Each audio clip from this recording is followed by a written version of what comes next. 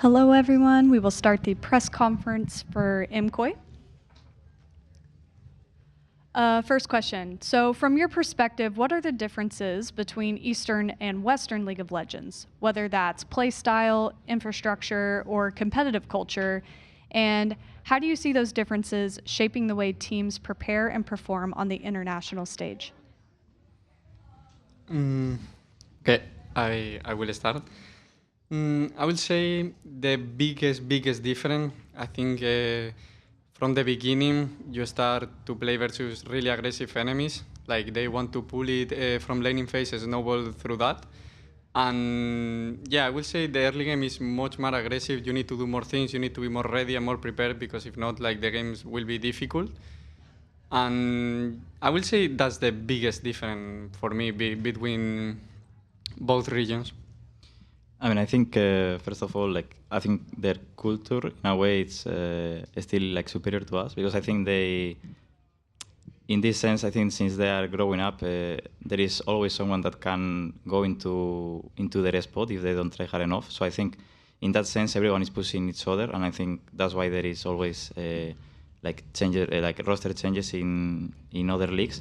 I think, for example, LPL is I would say the region that plays the most aggressive. I think LCK in this sense they are more like slow, but slow and steady. But when you play into China, when you do one mistake, they always like get some reward from it, and they keep building the advantage. And I would say those are like the most, like the biggest difference, and that's why I think representing Europe, I think we need to put yeah, I mean, I think we need to show up and basically break this difference. Next question from Mize Esports over to Alvaro. What do you see as the biggest change in your play style since your last international appearance at Worlds last year? Do you feel more aggressive or comfortable on stage? For sure, I always feel comfortable. I think the only difference that we have in coming into this tournament is I think they have more experience internationally. But for example, I don't think anyone on our team is like nervous.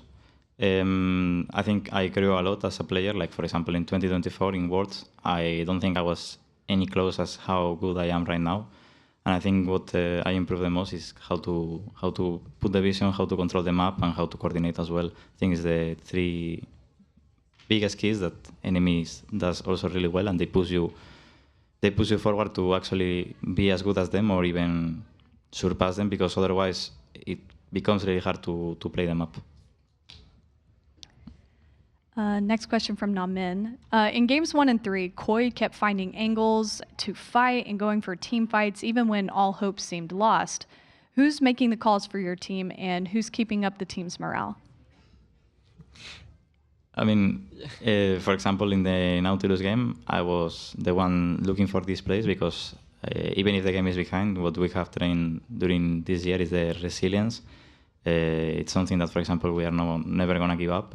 And I think that's an advantage that we have on enemies, because many of the enemies that we are going to face or we're facing in scrims, for example, sometimes they give up on the games. And I think, for example, it's important that things can happen in the game, but you need to stay cold-minded. And in this sense, I think we have an advantage on them, because even if the game one was really hard, because we were, I think, 13k behind, we almost come back it on one fight. And then on the third game, I think after the Nashor, if we don't go on the mid tower and we play the Drake, we can play it a bit slower.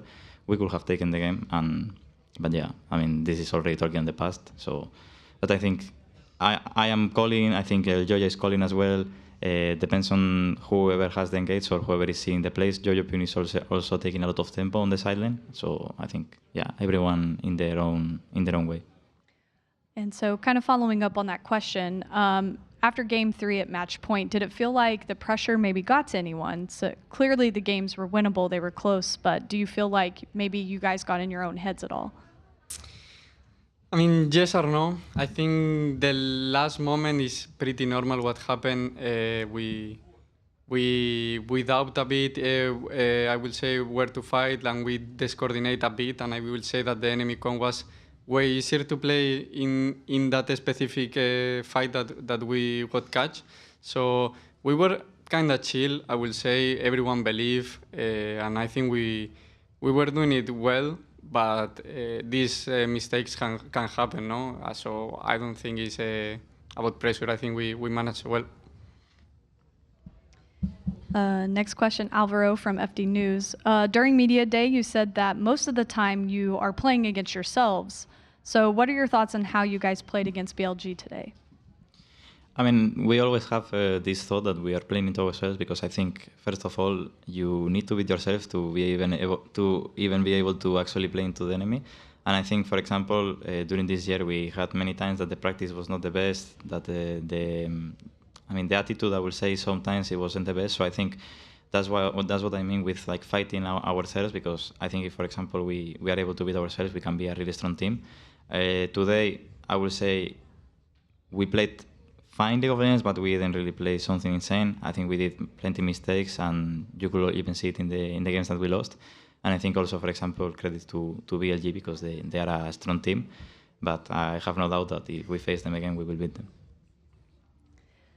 Next question from Namin. In Game 4, when you traded Soul for Baron, did you know that you had a 5k gold lead at the time? Did a fight at that time just feel hard to win, or was Baron simply worth less than Soul to you?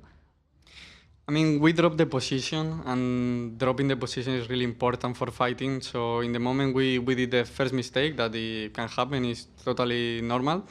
We decided that Soul is much more easy. We will get another fight, and we were confident on that, and everyone agrees. So I believe that the most important is the position, and we prefer to play around that.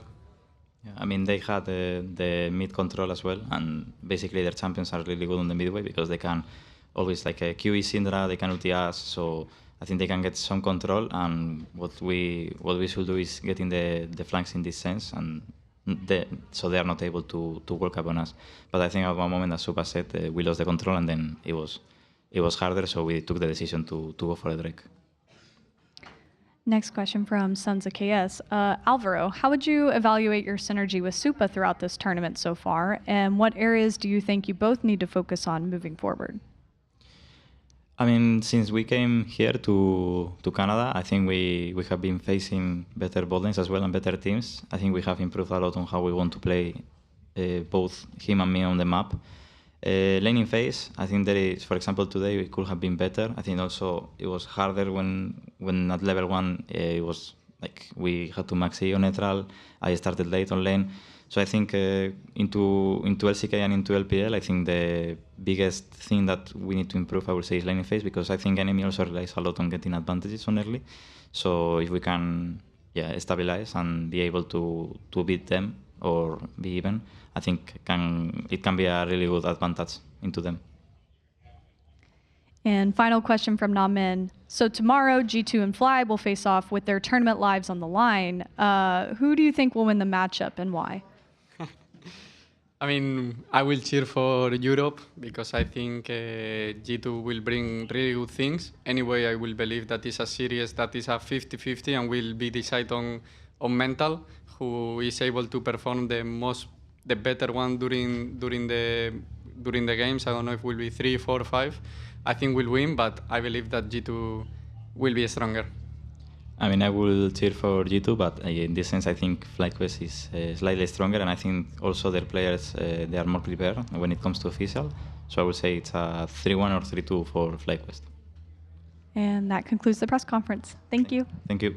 Thank you.